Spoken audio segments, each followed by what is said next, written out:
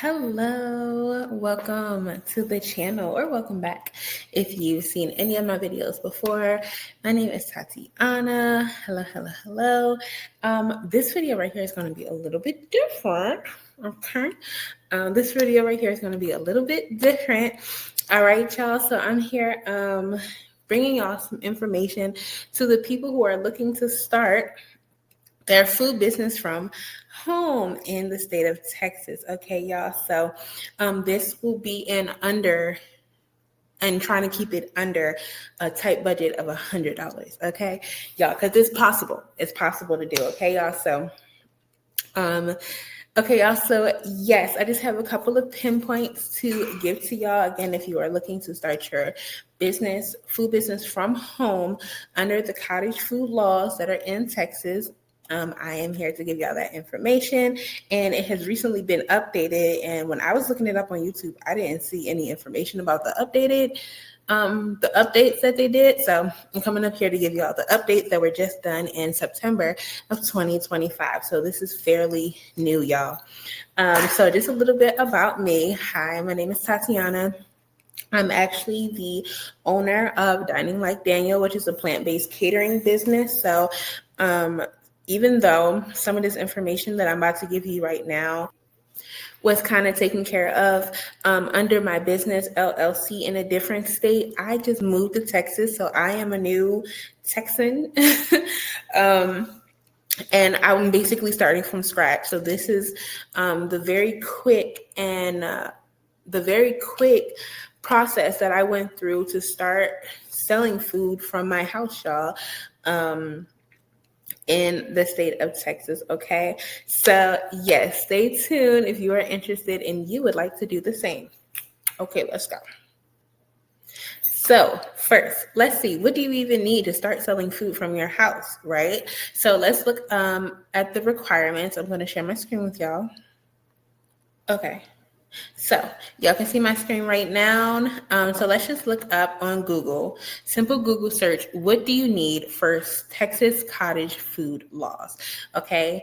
And in the state of Texas, only thing that you need is a food handler certification, proper food handling, and to ensure that the products that you are selling are allowed in the state of Texas. Okay. So if you just scroll down a little bit more, it goes into the requirements. Okay, so a food handler certification, you can get that right on ServSafe. I don't know if you know any program that has funding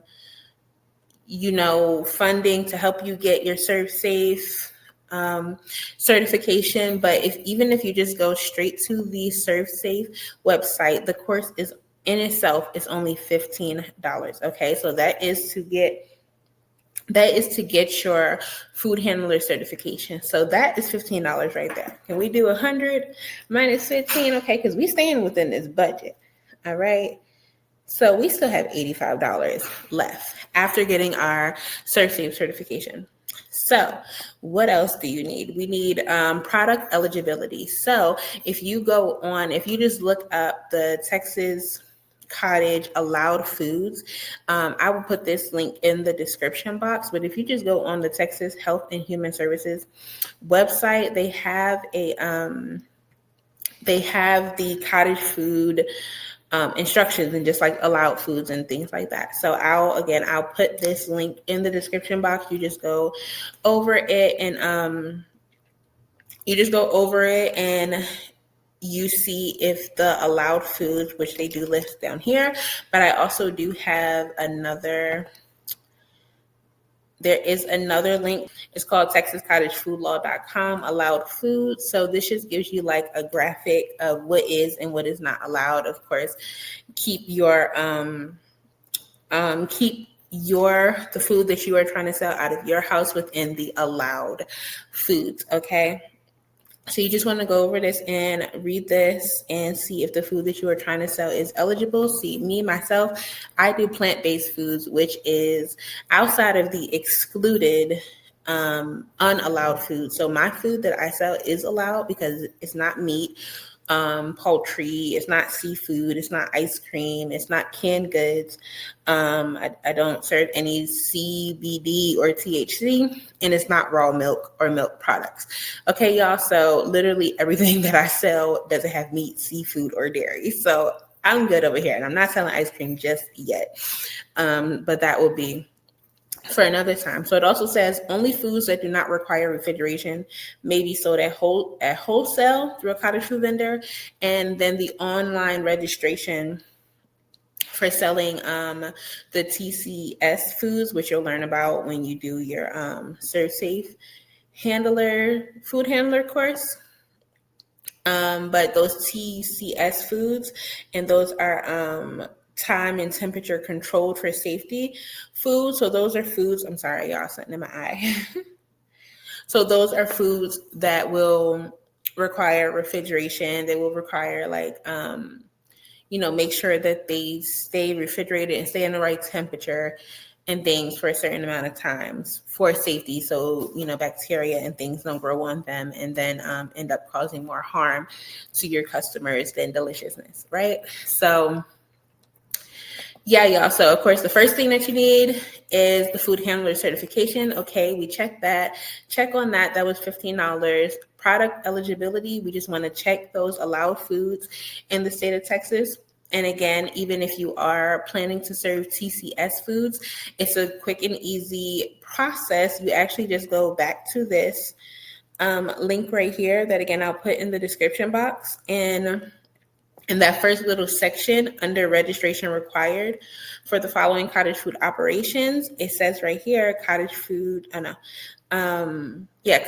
production operations, right, which is who you would be. You would be operating under the cottage food law in the state of Texas that sell time and temperature control for safety. TCS foods must register at the link below. So you simply just go to this link that's right here.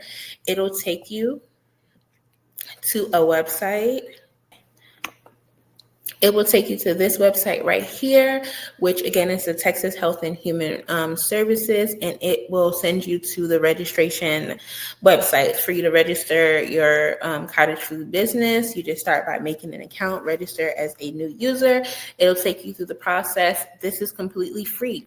This is $0, y'all. The $0, and it actually states on, I believe it is. I messed up, yeah. It actually states on the previous screen. It's one of the screens that this process is almost instantly. Okay, y'all. So I applied last week, and I didn't even know until I read later on. I went back and I read how long does it take for the application to get approved, and it says that if you don't receive an approval in just a few minutes after you submit this, then it's because you're missing vital information, which is kind of really hard because they ask really simple questions, y'all. So I was actually approved the same day, and I didn't even know it. I thought it was going to be a long, drawn-out process, but I was actually approved for this, and with the approval, it actually aids in something that is, I'm pretty sure is a lot of people's concern, because if you have to put your business name or your actual name and your home address on the labels, then it's kind of uncomfortable to have your home address just going out to the streets, right? So actually registering for registering your cottage food business, it allows you to be able to receive a license number, which you can use in place of your home address, which is a breath of fresh air for, I know, so many of us, because I was like, I'm going to just wait until I get that, because I do not want to have my home address on there. So it's not really going to be a problem if you just go ahead and register your cottage food business. Okay, y'all. So again, this information right here, it'll just kind of give you a rundown of what exactly is required of you, what is prohibited, and things like that. And so go ahead and look through that. Okay, so then what else do we need? Of course, labeling. So again, like I just said, labeling, it says to create a food label for each product that includes your name and your address, the common name of the product that you are selling, and all major food allergens present, which I'm just going to put all food ingredients in general, just to keep it completely safe for everyone, right? And then it is going to require your label to have the required statement that the food is made in a home kitchen and is not inspected by the Department of State Health Services or local health department. Because another thing that is really good and for cottage food law, if you're just ready to get started now, like you're ready to start cooking and you're ready to get started now, all of these things can be done online. So that's amazing. And they're kind of instantly. You instantly get your ServSafe certification, and you instantly get your registration done and approved within a couple of minutes on the Texas cottage food law when you register your business. So all of this stuff can be done like this. So you can get like literally started now. Okay. You don't have to hold yourself back. Only thing that you're going to really need to focus on is getting your labels together, making sure that that you are put together and that you have a system so you're not like kind of all over the place, and that everything is being done. Do your research and everything on these on the laws and everything in your state, which again, I am in the state of Texas. So that is what I am making this this video for, but look it up. And of course, whatever state that you are in, the cottage food laws in your state. And then lastly, it says sales tax. So you just want to check with your state to determine if your products are subject to sales tax.